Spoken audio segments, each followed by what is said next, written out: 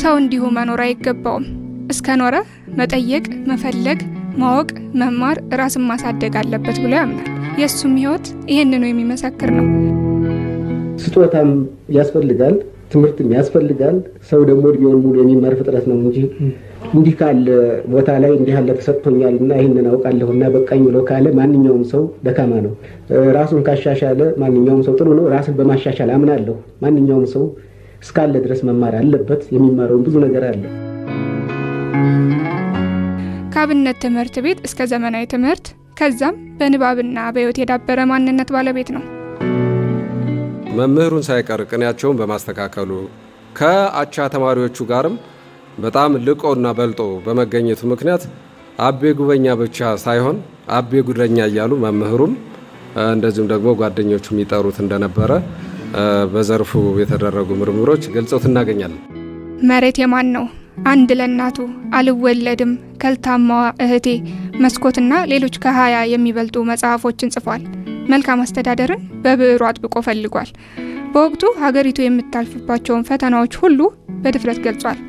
በዚህም አንድ ነፍሱን ለሀገሩ ለመስጠት አልሳሳም። ሞቴንም ሽረቴንም በሀገሬ ብሎ የተመቸ ሁኔታ አንትቶ በሀገሩ በተደጋጋሚ እየታሰረ እንግልት እየደረሰበት ህይወቱ እስክታልፍ ድረስ መኖሩ ለዚሁ ምስክር ነው። ጠያቂ አልባ ሆነው ቃላት በማይገልጹት በጥም፣ በረሃብ፣ በርዛት ተሰቃይቷል። ይህንን ብርቱ ስቃይና ሞትን የሚያስለምን መከራውን የገለጸው ሁሉም በየመሰለው የቅጣት ምት የሚፈጽምብኝ እንደፈለገ የሚመታው የሜዳ ኳስ ሆኛለሁ በማለት ነበር። አቤ ጉበኛ የተሻለች ሀገር፣ የተሻለ አስተዳደርን፣ የተሻለ ህዝብን የሚናፍቅና የሚፈልግ የነበረውን ስርዓት ስህተት ብሎ ያመነበትን ሁሉ በብዕሩ የሚሞግት ብዕረኛ ነው። ይህንንም ሲያደርግ ሰላምን አጥብቆ ይዞ በሰላም በኩል የማርያም መንገድ እየጠቆመ ለውጥ እንዲመጣ ያለመታከት እየወተወተ ነው። ደምን ደም ይከተለዋል፣ ሰላምንም ሰላምና ብልጽግና ይከተሉታል የሚለውን አቋሙን በአንድም በሌላም መንገድ ይገልጻል።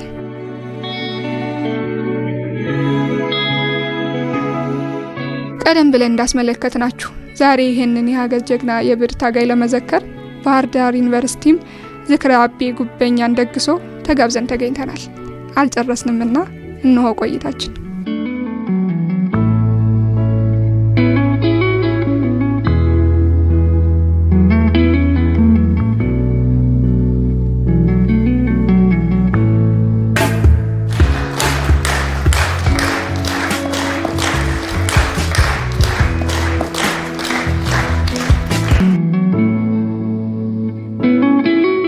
ቅዶ የነበረው በልደት ቀኑ አላ የሞት መታሰቢያ ቀኑን በማሰብ ይህንን ብሔራዊ ጀግና እና ብዕራዊ ተጋድሎ መዘከር ነበር።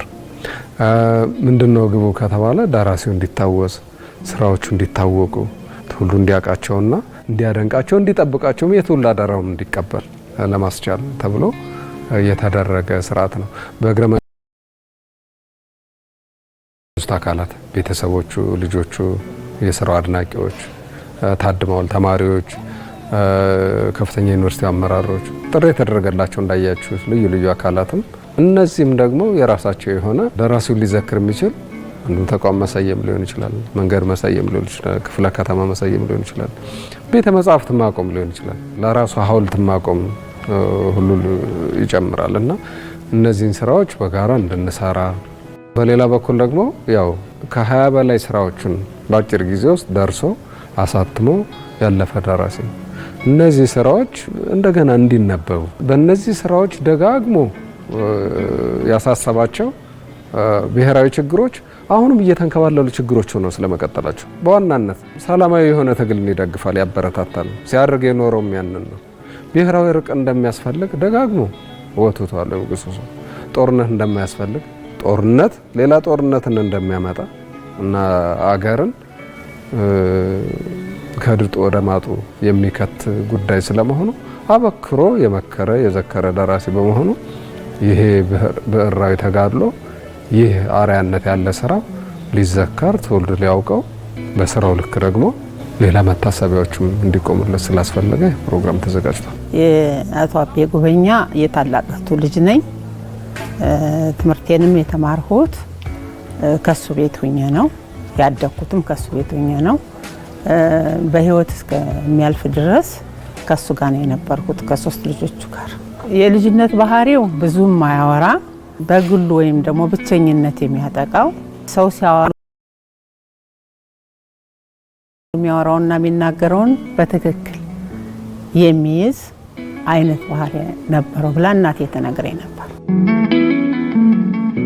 አቤ ጉበኛ በኢትዮጵያ ስነ ጽሁፍ ታሪክ ውስጥ ስማቸውን ተክለው ካለፉ ጀግና የልብ ወለድ የግጥም የስነ ጽሁፍ ሰው ነው። ባጭሩ ጀግና፣ ራሱን ለድርሰት የሰዋ ታላቅ የብዕር ሰው፣ የብዕር ተጋዳላይ ነው ማለት ይችላል።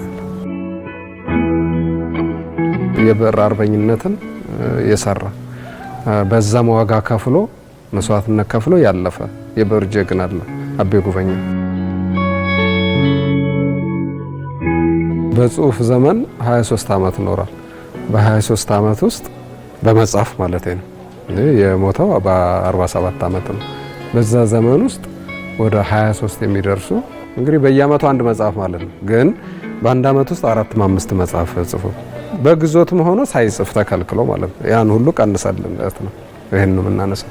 የህዝቡን ብሶት በስርዓት ያንጸባረቀ በድፍረት እና አገሩ ተሻሽላ ማየት ይፈልግ የነበረ ሰው በመሆኑ በህዝቡና በመንግስት ላይ የሚፈልገውን ለውጥ በድፍረት ገልጾ የጻፈ ሰው ነው ማለት ይቻላልና በዚህ እድሜው እንዲህ አይነት ስራ ሰርቶ ለሀገር እንዲህ አበርክቶ ማለፍ ጥሩ ነው። እድሜ አግኝቶ ተሻሉ ስራዎችን አስነበው ቢሆን ኖሮ መልካም ነው። ግን እንዲህ አይነት ሰዎች ደግሞ ጀግና ብዙ ጊዜ ይሰበራል ነው የሚባለው አይደል? እድሜው አጭር ነው የሚሆነውና ግን ብዙ ስራዎችን ሰርቷል።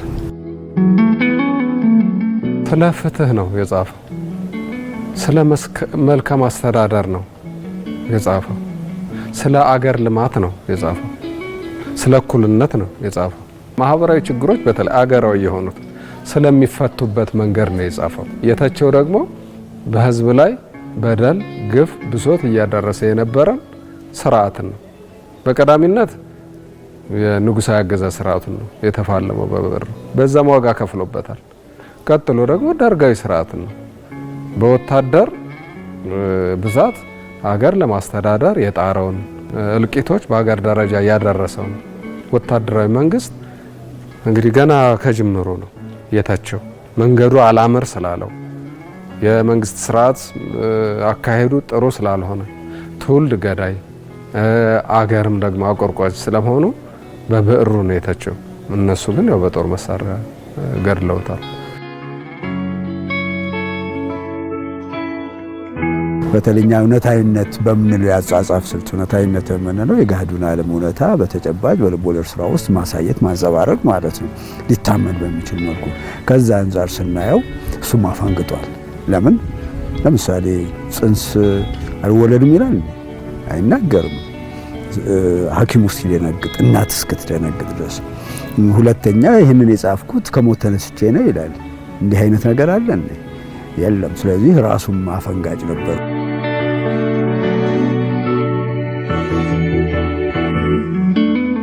አልወለድምን በጻፍኩ ጊዜ አገሬ በጨለመ የጊዜ ሁኔታ ብቻ ነው የሚለው ወቅቱን ብቻ ሳይሆን መጪውን ጊዜ ራሱ ይተነብየው ነበር ማለት ነው። አዛኝ ነው፣ ሩህሩህ ነው፣ አማኝ ነው፣ ሰው ይወዳል፣ ክፉ ነገር ማየት አይፈልግም። ኢቭን አይደለም ለሰው ዘሮች ለእንስሳት እንኳን በሚታረዱበት ሰዓት ቁሞ ማየት አይፈልግም። በአመት በዓል ወጥቶ ከሄደ በኋላ ነው ሁሉ ነገር የሚደረገው። ምክንያቱም በጣም አዛኝ ነው። አንዳንዶች እንደውም አብሿም ነው የሚሉ አሉ።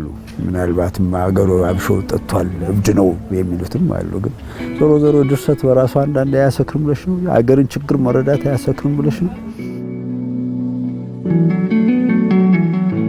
ብዙዎቹ ዛሬ እንደሚደረገው ሄዶ ኮብልሎ አልቀረም እና አብዮት ሲፈነዳ ያንን ችግር ከሀገር ህዝብ ጋር መታገል አለብኝ ብሎ ትምህርቱን ቢጨርስ ጊዜውን ሳይጨርስ ነው ወደ ሀገር ቤት የመጣው።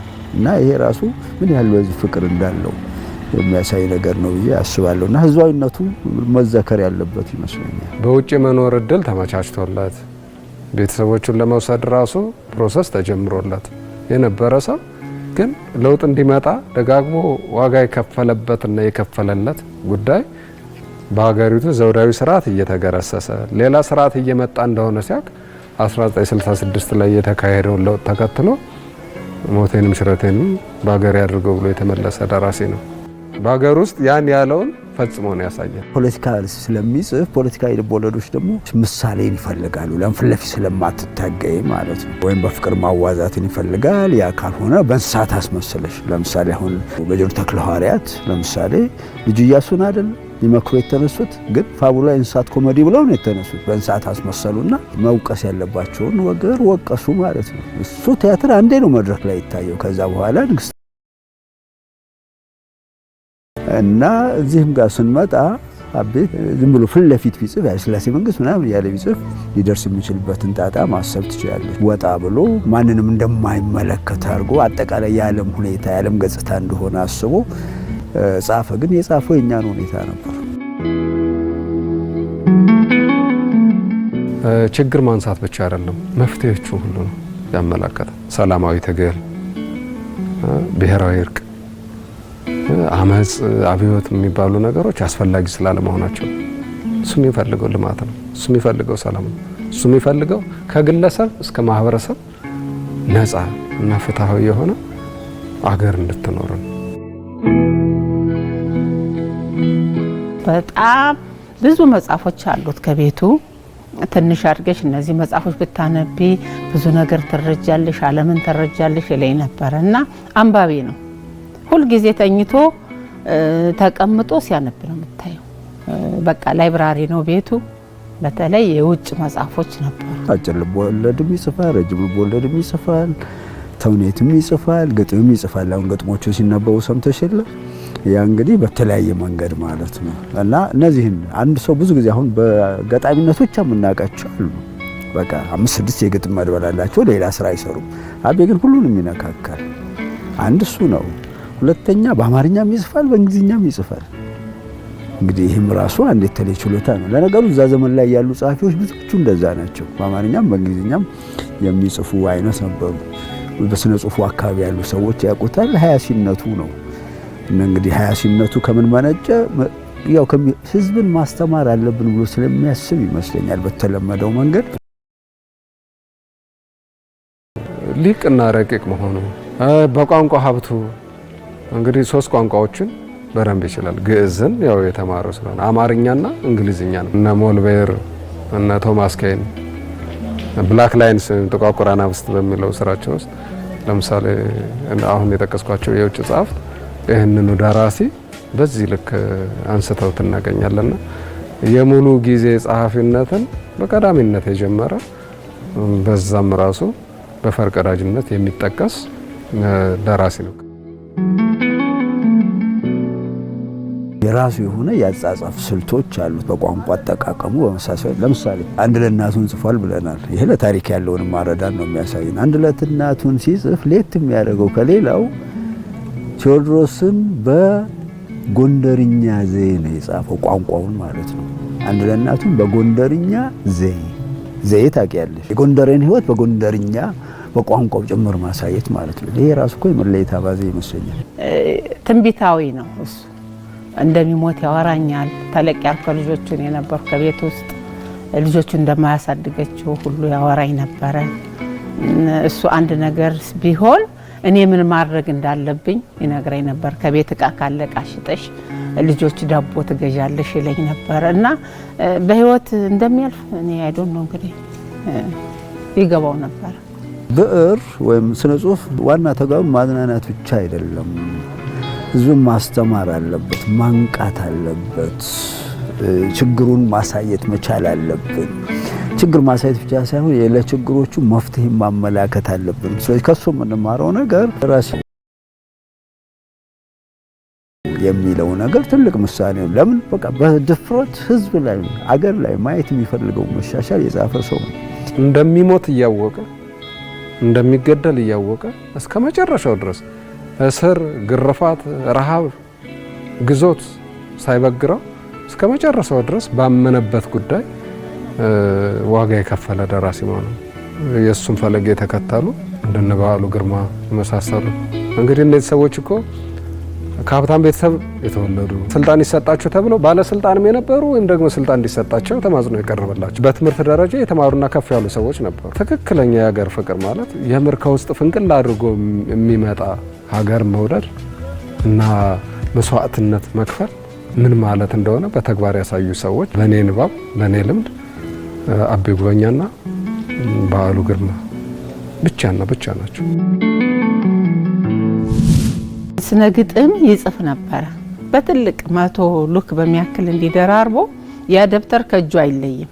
መንገድም ሲሄድ ቤትም ሲቀመጥና የሆነ ነገር ይጽፍ ነበረ።